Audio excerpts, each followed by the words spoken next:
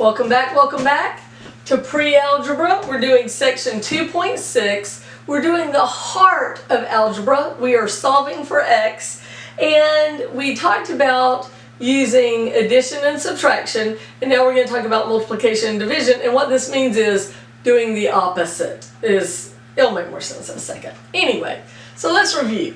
X no longer means times, it now means an unknown letter that we're going to figure out what it is, okay? So the first thing we do is we make sure it has an equals. If it has an equals, we can solve for x. We can find out what that x is.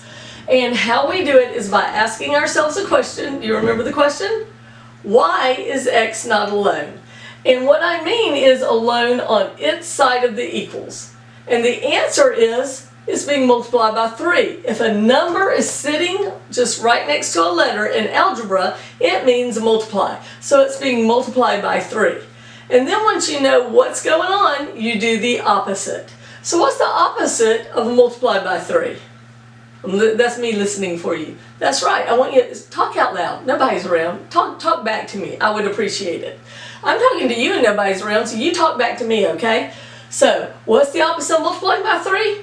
That's right. See, I know you said it. Divide by 3. How we draw divide by 3 is the fraction bar, divide by 3, and the rule is what you do to one side of the equals you have to do to the other. That's the secret. If you can do that, you can do algebra. Alright, if you have the same thing in the numerator and the denominator, they cancel out. So those get marked off. You bring down anything you didn't mess with, and I didn't mess with the x or the equal sign. And 12 divided by 3 is 4. Yay, we did it! Woohoo! We solved for x. Go us. We did great. Alright, let's do another one. Whoop! More fun with sound effects. Okay, why is x not alone? It's being multiplied by -6. What's the opposite? Divide by -6. What you do to one side, you do to the other. What happens to these? They cross out.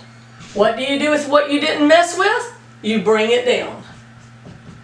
And 48 divided by 6 is -6 is -8. And if you're ever not sure about these, use your calculator. You will get better at your math facts doing these things. I always remember that one because it rhymes. 6 times 8 is 48. 6 times 4 is 24. 6 times 6 is 36. See, those are the fun ones because you can cheer them. They're kind of fun, you know it's true. Alright, here's another little important point. Notice as I do these, I go down, not out. I don't say put my equals 4 out this way. I want you to work down, not out. It's really important in science and math to learn to work down, not out. You leave this part of your paper blank for your teacher to write. So that if you did it wrong, your teacher can go in and write the right way to do it and give you that feedback so you have extra learning. So leave room for your teacher over here. Go down, not out. It wastes paper, but your education is worth it, right? And we're not going to double column or triple column it. We're just going down one column, new piece of paper. Paper's cheap. I just got a spiral ring notebook from Food Depot for 50 cents. Your education is worth it. Alright, let's do this one. This one's a little trickier. Why is x not alone? It's being divided by 3. What's the opposite of divided by 3? Multiplied by 3. And what you do to one side, you do to the other. This 3's in the numerator, that one's in the denominator, so they cancel out. Bring down what you didn't mess with, and 12 times 3 is 36. Ta-da! Let's do another one. This one's tricky. Why is w not alone? It's being multiplied, it's being divided by 7. What's the opposite of divided by 7?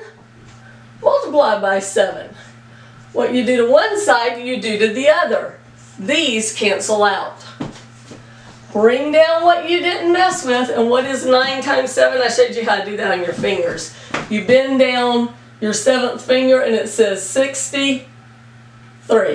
Okay, that's kind of fun, isn't it? Your fingers tell you the answers to the 9 problems. Ta-da! Put a box around it. What if the numbers are big? Can we do it? Yes, we can. Okay, so why is x not alone? It's being multiplied by 2 million. What's the opposite opposite multiplied by 2 million divided by 2 million. What you do to one side, you do to the other. What happens to the 2 millions? They cancel out. Now, to do this, you can do it on your calculator, but do you know if you have a 0 in the top and the bottom, you're allowed to mark them out? So that's 150 divided by 2 is 75. Ta-da, so it can be big. Now that's where the book ends, but I want to show you this one. What about that one? Y is x on alone, it's got a 2. If x is in the denominator, we have to move it first, so we have a new question. And the question is, why is it ugly? And it is ugly because x is in the denominator. And we have to fix that before we can say, why is x not alone? So sometimes we need a pre-question of why is this ugly. A lot of times that has to do with fractions. Lots of us hate fractions. I'm okay with them. I'm neutral on fractions. But I know lots of people who hate fractions. So we're going to make it unugly by getting rid of the fraction, by doing the opposite.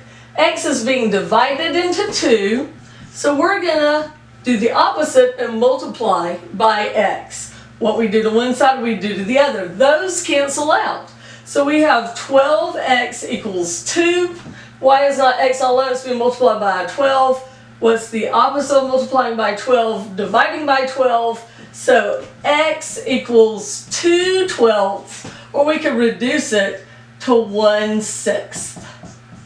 Alright, so that one's a little more complicated than what the book shows you, but I felt like you could do it. Alright, math is great. See you next time.